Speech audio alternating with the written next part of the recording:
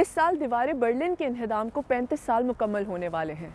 इस दीवार ने इस मुल्क और इस शहर के लोगों को कई सालों तक बांध कर रखा था, कुछ वैसे ही जैसे बड़े सगीर की तकसीम के दौरान कई ख़ानदान एक दूसरे से बिछड़ गए थे। तो आइए जानते हैं कि आज जर्मनी की इस तारीख का क्या बाकी है। सच तो यह है कि अब इस सरहद की ज़्यादातर निशानियां मिट चुकी हैं, लेकिन कुछ अब भी मौजूद हैं। जैसे कि एक ऐसा सरहदी पॉइंट जहां तीसरी आलमी जंग तकरीबन छिड़ चुकी थी, लिटिल बर्लिन नामी एक गांव जिसको इस दीवार ने 2 हिस्सों में बांट दिया था। और हम मिलेंगे एक ऐसी आर्टिस्ट से जिन्होंने दीवार बर्लिन को एक फन पारे में तब्दील किया।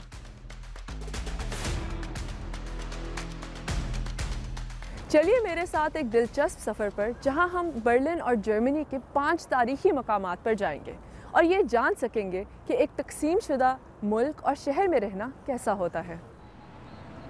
आज जब भी मैं दीवार बर्लिन के करीब से गुजरती हूँ तो मैं ये सोचती हूँ कि इसका इन्हदाम शायद तारीख के उन नायाब वाक़यात में से एक है जब एक कौम ने मज़ीद तकसीम होने के बजाय एक होने का फ़ैसला किया, और वो भी बग़ैर किसी खून खराबे के। नवंबर 1989 में जब दीवार बर्लिन गिरी तो मैं पैदा भी नहीं हुई थी, लेकिन मैंने बाद में ये वीडियोस देखी।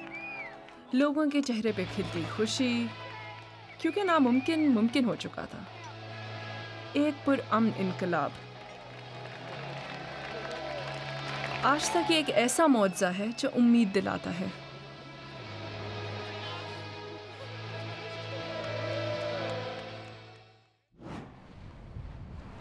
दीवार बर्लिन से मेरे दिमाग में इंडिया और पाकिस्तान का बॉर्डर आता है, क्योंकि अगरचे हम एक जैसी सकाफत और कल्चर रखते हैं, हम अपनी सियासी तारीख की वजह से एक दूसरे के ममालिक का दौरा नहीं कर सकते। तारीख के इस सफ़र पर हमारी पहली मंजिल है फ्रीडरिख श्ट्रासे पर वाक़या चेक पॉइंट चार्ली, जो कि एक मशहूर बॉर्डर क्रॉसिंग हुआ करती थी। यहाँ आज माजी की कोई पुरानी चीज़ मौजूद नहीं है, यहाँ तक कि एक गार्ड हाउस भी नकली है, लेकिन टूरिस्ट को ये जगह बहुत पसंद आती है।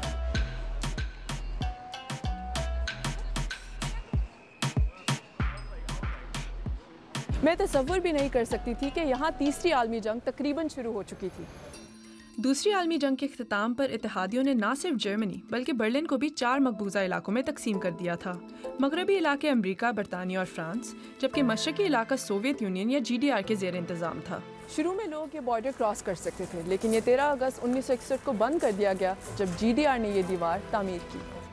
इस दीवार की तामीर ने पूरे मगरबी बर्लिन को सील कर दिया।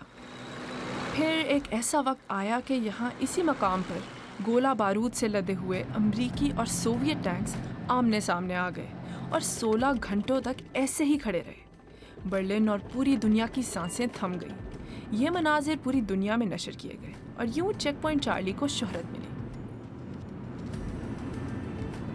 खुशकिस्मती से टैंक्स पीछे हट गए और सूरत हाल पुरसुकून हो गई और दीवार बर्लिन रोज़मर्रा की ज़िंदगी का एक उदास हिस्सा बन गई। चेक पॉइंट चार्ली 28 सालों तक सफारतकारों और हुकाम के लिए सरहदी गुजरगाह रही, लेकिन 9 नवंबर 1989 को चेक पॉइंट चार्ली पर यह सरहद अचानक खोल दी गई।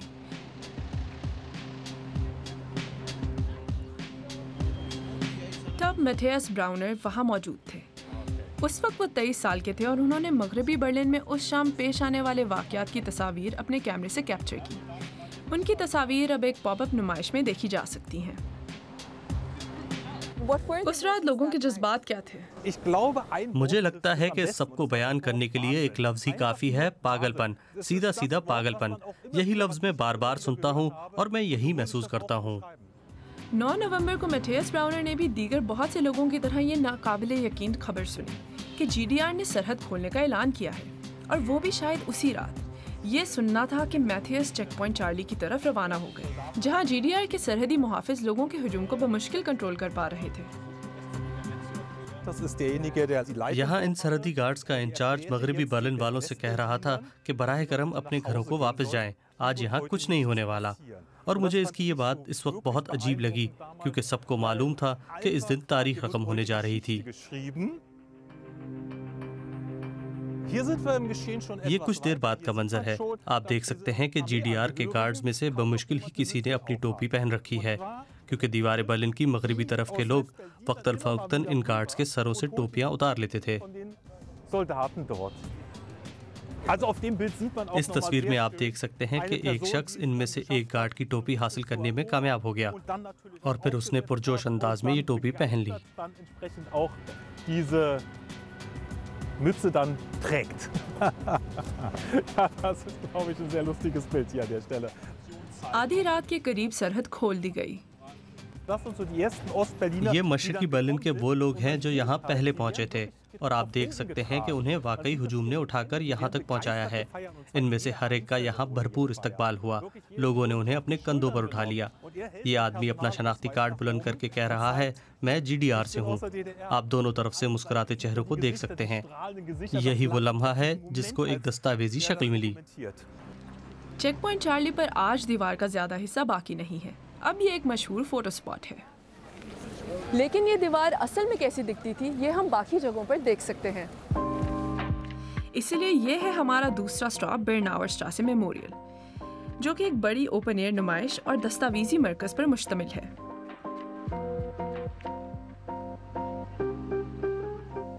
ये खंबे उस जगह की निशानदही करते हैं जहां कभी दीवार खड़ी हुआ करती थी, बुनियादी तौर पर इस बर्नाउर स्ट्रासे के वस्त में। गली की एक तरफ के घर मगरिब में थे और दूसरी जानिब मशरिक, और उनके दरमियान थी दीवार। लोग एक दूसरे से करीब तो रहते थे, लेकिन उनका एक दूसरे से मिलना नामुमकिन हो गया था। जब 13 अगस्त 1961 की रात दीवार तामीर की गई तो बर्नाउर स्ट्रासे के लोगों ने मायूसी में अपनी खिड़कियों से कूदना शुरू कर दिया। उनके घर मशरिक में थे, लेकिन गली मगरिब में थी। आने वाले बरसों में सरहद के करीब मौजूद घरों को खाली करवाया गया। फिर उन्हें दीवार लगाकर बंद करने के बाद आखिरकार मस्मार कर दिया गया। वक्त के साथ ये बज़ाहिर सादा सी दीवार एक पेचीदा सरहदी हिफाजती निज़ाम में तब्दील हो गई। दस्तावेजी मरकज से आप इस पर एक नज़र डाल सकते हैं। बर्नाउर स्ट्रासे बर्लिन में वो वाहिद जगह है जहाँ पे आप इन पुरानी सरहदी तंसीबात को देख सकते हैं। यहाँ ऊपर से आप देख सकते हैं कि ये 2 दीवारें थीं। ये एनिमेशन दिखाती है कि इन दोनों के दरमियान का मंजर क्या हुआ करता था। सरहदी पट्टी रात के वक्त रोशन होती थी। यहाँ पर GDR के गार्ड सरहद पार भागने की कोशिश करने वाले लोगों पर गोलियां बरसाते थे। मगरिब में इस सरहद को मौत की पट्टी कहा जाता था। ये इन रुकावटों और नुकीले कांटों से भरे स्टील के फर्श से महफूज बनाई गई थी। और ये है वो दीवारें बर्लिन जिसे हम आज जानते हैं, 3.6 मीटर ऊंची, मगरबी बर्लिन से पहले की आखिरी रुकावट। इस दीवार को अबूर करना तकरीबन नामुमकिन था। बहुत से लोग जो मगरिब में आज़ादी की जानिब भागने के ख्वाहिशमंद थे, वो दूसरे रास्तों की तलाश में निकल खड़े हुए। ये रास्ता बर्लिन की मशहूर एस्केप टनल्स या सुरंगों की तरफ जाता है, जिसकी मदद से लोग फरार होते थे। यहाँ ऐसी बहुत सी सुरंगें हैं जो मगरबी बर्लिन के लोगों ने दूसरी जानिब के लोगों की मदद करने के लिए खोदी थी।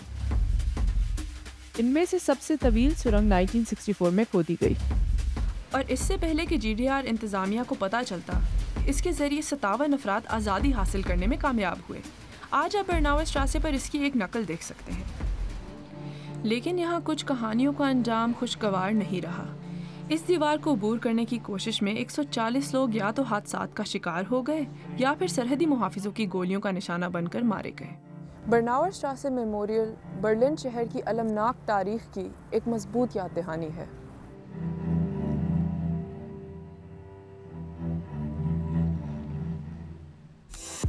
हमारा तीसरा स्टॉप एक बिल्कुल मुख्तलिफ मकाम पर है। ये रंगीन, खुशगवार और मुनफरिद है, ईस्ट साइड गैलरी।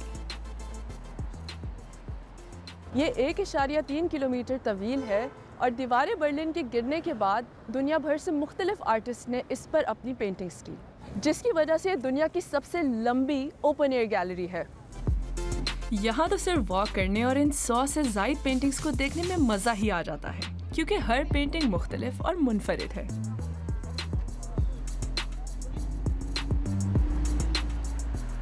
यहाँ की इन मशहूर तस्वीर में से एक को फेटर्नल किस भी कहा जाता है। ये आर्टिस्ट डिमिट्री फ्रूबल का शाहकार है। इसमें आप GDR और सोवियत यूनियन के सरबराहों को किस करते हुए देख सकते हैं। ये अमल इन दोनों सोशलिस्ट रियासतों के दरमियान मजबूत ताल्लुक की नुमाइंदगी करता है।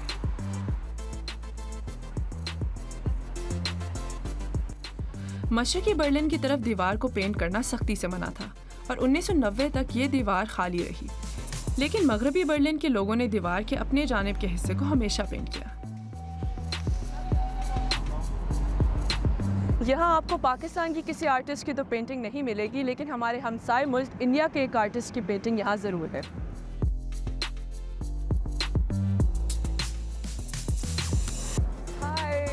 मैं अब टेरेसा कैसानुएवा से मिल रही हूँ, जो उन आर्टिस्ट में से एक थीं जिन्होंने अपनी पेंटिंग से इस दीवार को ईस्ट साइड गैलरी में तब्दील किया। तो आइए इनसे पूछते हैं कि वो इस पेंटिंग के ज़रिए क्या पैगाम देना चाहती थीं। मैं चाहती थी कि ये म्यूरियल उस वक्त पूरे मुल्क में महसूस होने वाली एनर्जी और जज्बे को जाहिर करे जब दीवार बर्लिन का इन्हदाम और जर्मनी का दोबारा इत्तेहाद हुआ। मेरी पेंटिंग में आप कुदरत के ऐसे अनासर देखते हैं जो दीवार की सरहदों को अबूर करते हैं और बढ़ते चले जाते हैं।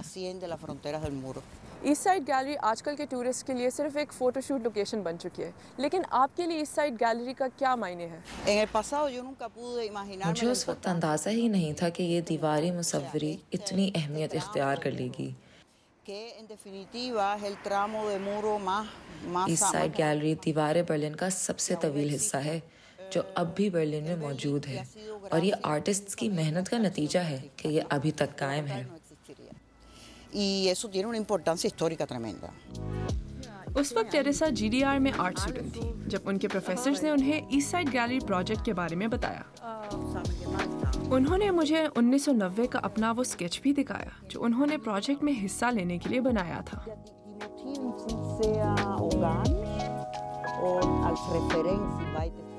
ये इम्कानात और तब्दीलियों से भरपूर एक पुरजोश वक्त था और टेरेसा इस सबके बीचों बीच मौजूद थी।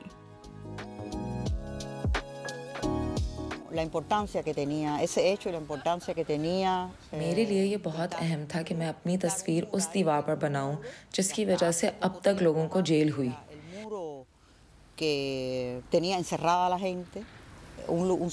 ये वो दीवार थी जहां लोग मुल्क छोड़ने की कोशिश में अपनी जान से हाथ धो बैठते थे। मेरी पेंटिंग मौत के बरक्स जिंदगी की नुमाइंदगी करती है। तब से टेरेसा ने बर्लिन में अपने आर्ट करियर को जारी रखा है।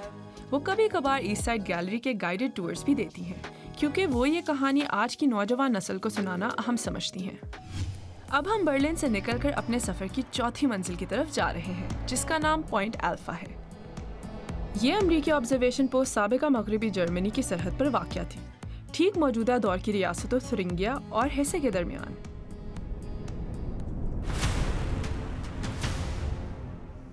पॉइंट अल्फा कोल्ड वॉर के सबसे खतरनाक मकामात में से एक था, और इसकी वजह यह है कि अमरीकी फ़ौज को यकीन था कि अगर सोवियत फ़ौज मगरिब पर हमला करती है तो वो यहाँ हमला करेगी। वो इसलिए कि मगरिब का इलाका निस्बतन हमवार या इवन है।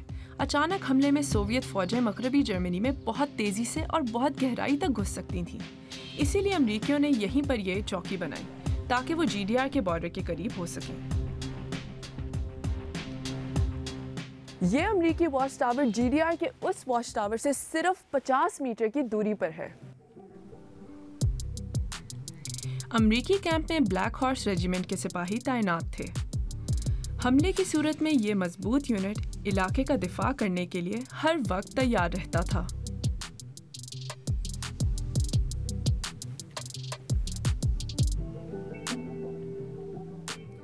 कैंप में टैंकों को सिर्फ इस रेड लाइन तक जाने की इजाज़त थी, लेकिन अगर इसे क्रॉस किया जाता तो शायद इससे जंग छिड़ सकती थी। ये अमरीकी वॉच टावर 1985 में ही तामीर किया गया। उस वक्त किसी को तवक्को नहीं थी कि 4 साल बाद कोल्ड वॉर और जर्मनी का बंटवारा माजी का हिस्सा बन जाएंगे।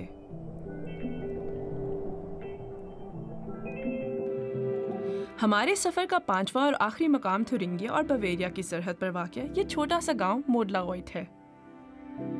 यहाँ तकरीबन 50 लोग रहते हैं। इनमें से कुछ बवेरिया के हैं और कुछ थुरिंगिया के, और इन्हें सिर्फ एक इंतज़ामी सरहद ने कागज़ पर अलग किया हुआ है। लेकिन इससे कभी किसी चीज़ पर फ़र्क नहीं पड़ा था।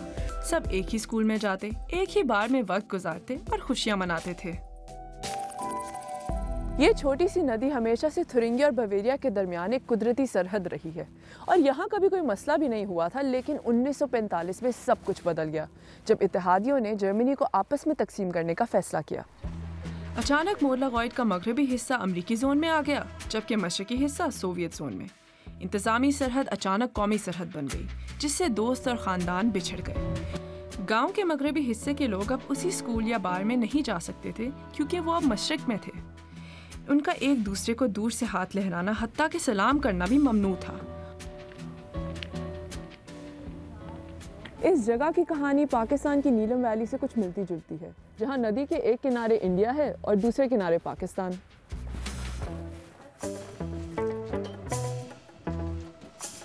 इस गांव की इसी सरहद की वजह से अमरीकी फौजियों ने इस जगह का नाम लिटिल बर्लिन रखा। हाइनर वेयर 19 साल के थे जब उन्होंने मशरकी जर्मनी के तमाम नौजवानों की तरह आर्मी ज्वाइन की। 1968 में उन्हें यहाँ मोरलागॉयड में तैनात किया गया। उनका काम लोगों को फरार होने से रोकना था। हम खुश होते थे जब हमारे काम का वक्त खत्म हो जाता, क्योंकि अगर कोई फरार होने की कोशिश करता तो हमें हथियारों का इस्तेमाल करके उसे रोकना पड़ता। हम इतने छोटे थे कि क्या पता कि हम फायर करते भी या नहीं। खुशकिस्मती से उन्हें कभी ये फैसला नहीं करना पड़ा। फौज में खिदमत के दौरान वेयर को थुरिंगिया की एक खातून से मोहब्बत हो गई। उन्होंने अपनी मोहब्बत को जीवन साथी बना लिया और फिर कभी इस जगह को नहीं छोड़ा। वो मोरलागॉयड में उसी खुशी के दिन मौजूद थे जब 1989 में दीवार गिरा दी गई थी।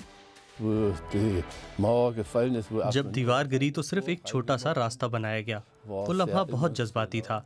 लोग खुशी के आंसू बहा रहे थे। हर कोई खुश था।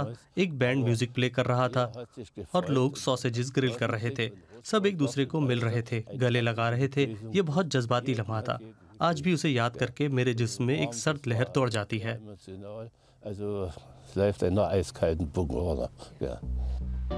मोरलागॉयड के लोगों ने फैसला किया कि दीवार का एक हिस्सा खड़ा रहने दिया जाए, ताकि आने वाली नस्लें समझ सकें कि एक तकसीमशुदा गांव और एक तकसीमशुदा मुल्क में ज़िंदगी गुजारना कैसा था। ये थी दीवारें बर्लिन के गिरने और जर्मन इत्तेहाद के 35 साल बाद के तारीखी आसार को तलाश करने की हमारी कोशिश। आपको ये वीडियो कैसी लगी बताइए हमें कमेंट्स में।